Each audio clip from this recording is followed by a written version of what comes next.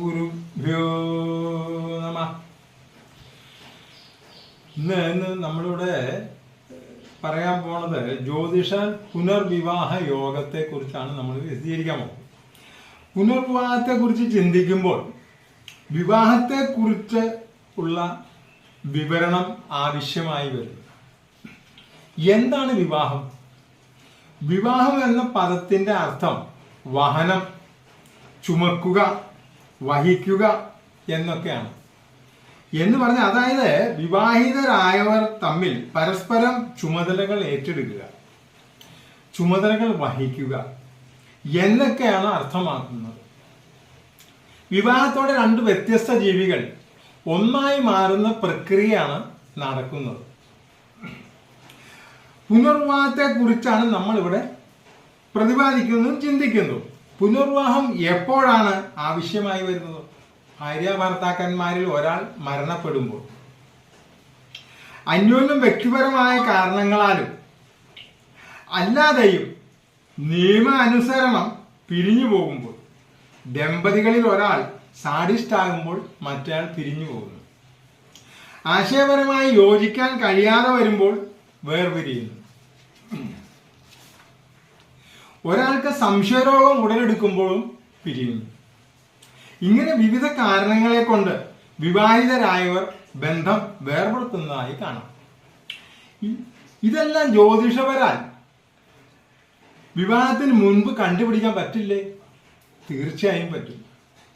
ഇതിന് ആദ്യമായി വേണ്ടത് ശരിയായ ഗ്രഹനിലയും, അതായത് കറക്റ്റ് ജനനസമയം, ജനനസ്ഥലം, ജനനത്തീയതി ഇവ ശരിയായിരിക്കണം. ശാസ്ത്രഗ്രന്ഥങ്ങളിൽ പറഞ്ഞിരിക്കുന്ന രീതിയിൽ ഗുരു ഉപദേശപ്രകാരവും ജാതകങ്ങൾ പരിശോധിച്ചാൽ സ്വഭാവം മുതൽ ആയുസ് വരെ നമുക്ക് കണ്ടുപിടിക്കാൻ സാധിക്കും. എന്നാൽ ഇന്ന് ജാതക പരിശോധന ഒരു പ്രഹസനമായി മാറിക്കൊണ്ടിരിക്കുകയാണ്. രക്ഷകർത്താക്കളും വിവാഹാർത്ഥികളും ഇതിന് ഒരു പരിധിവരെ കാരണക്കാരാണ്. വയസ്സ് കുറയ്ക്കാൻ ഗ്രഹനില തിരുത്തിക്കൊണ്ടു വരുന്നവർ ധാരാളമാണ്. ഗ്രഹനിലയിൽ ജനനതീയതി തിരുത്തിക്കൊണ്ടാണ് ഇവർ വിവാഹ ചേർച്ചയ്ക്കും ജാതക ചേർച്ചയ്ക്കുമായി കൊണ്ടുവരുന്നത് ഗ്രഹനില. എന്നാൽ ജ്യോത്സ്യൻ ഇത് ശ്രദ്ധിച്ചാൽ മനസ്സിലാക്കാവുന്നതേ ഉള്ളൂ.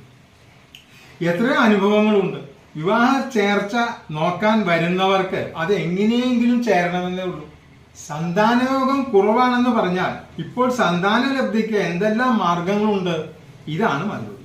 കർക്കിടകത്തിൽ വിവാഹം നടത്തില്ല എന്ന് പറഞ്ഞാൽ മറ്റുള്ള മതസ്ഥർക്കാർക്ക് ഇതൊന്നും ബാധകമല്ലേ, അവരിതൊന്നും നോക്കാറില്ലല്ലോ എന്നായിരിക്കും പറയുക. എന്റെ ഗുരുനാഥൻ പറയാറുള്ളത് പോലെ ഹിന്ദുക്കളെല്ലാം ജന്തുക്കളായി മാറിക്കൊണ്ടിരിക്കുകയാണ്. ചുരുക്കി പറഞ്ഞാൽ ജ്യോതിഷത്തിൽ പൂർണ്ണമായും വിശ്വാസമുള്ളവരും ജ്യോത്സ്യന്റെ ഉപദേശങ്ങൾ സ്വീകരിക്കാൻ തയ്യാറുള്ളവരും മാത്രം വിവാഹ പൊരുത്ത ജാതക പൊരുത്തങ്ങൾ നോക്കിയാൽ മതിയാകും. എന്നാൽ മാത്രമേ അനുകൂലമായ ഫലങ്ങൾ ഉണ്ടാകൂ. വിവാഹബന്ധം അവസാനിപ്പിക്കുന്ന എല്ലാവരും, സ്ത്രീ ആയാലും പുരുഷനായാലും, പുനർവിവാഹം കഴിക്കുന്നില്ല. പുനർവിവാഹ യോഗം ജാതകത്തിൽ ഉള്ളവരെ വീണ്ടും വിവാഹം കഴിക്കുന്നുള്ളൂ. രണ്ടാമത് വിവാഹം കഴിച്ചവരുടെ ഗ്രഹനില പരിശോധിച്ചാൽ ഇത് നമുക്ക് ബോധ്യമാകും. ഗ്രഹനിലയിൽ 7 ബുധനോ ശനിയോ നിൽക്കുക, 11 2 ഗ്രഹങ്ങൾ നിൽക്കുക പുനർവിവാഹ യോഗമാണ്. ചൊവ്വയും സൂര്യന് 7 നിൽക്കുക പുനർവിവാഹ യോഗമാണ്. അതുപോലെ ഇത് അംശിക്കുകയോ ചെയ്താൽ 7 പുനർവിവാഹ യോഗമാണ്. 7ാം ഭാവാദിന് നല്ല ബലമുണ്ടാകും. ശുക്രനും 7ാം ഭാവാദിനും വക്രം, ഉച്ചം, സ്വക്ഷേത്രം, വർഗോത്തമം ഇവയിൽ ഒന്നായി നിൽക്കുകയും ചെയ്താൽ 2ാം ഭാവാധിപന് പാപയോഗ ദൃഷ്ടികളും ബലമില്ലാതിരിക്കുകയും ചെയ്താൽ പുനർവിവാഹം നടക്കും. 7ലോ 8ലോ പാപം നിൽക്കുകയും 12ൽ കുജൻ നിൽക്കുകയും ചെയ്യുക. 7ാം ഭാവാദിന്റെ ദൃഷ്ടി 7ൽ ഉണ്ടാകാതിരിക്കുക പുനർവിവാഹം. 7ാം ഭാവാദിന് പാപഗ്രഹ യോഗ ദൃഷ്ടികൾ വരികയും 7ാം ഭാവാധിപൻ ബലഹീനനായിരിക്കുകയും ചെയ്താൽ പുനർവിവാഹം. 7ാം ഭാവാധിപൻ അംശിച്ചിരിക്കുന്ന രാശിയുടെ അധിപൻ മൗഢ്യം പ്രാപിച്ച് പാപമധ്യസ്ഥിതനായി പാപഗ്രഹ ദൃഷ്ടിയിൽ നിന്നാൽ പുനർവിവാഹം നിശ്ചയം. ഏറ്റവും പ്രധാനപ്പെട്ട ചില പുനർവിവാഹ യോഗ ഗ്രഹസ്ഥിതികളാണ് ഇവിടെ വിവരിച്ചത്.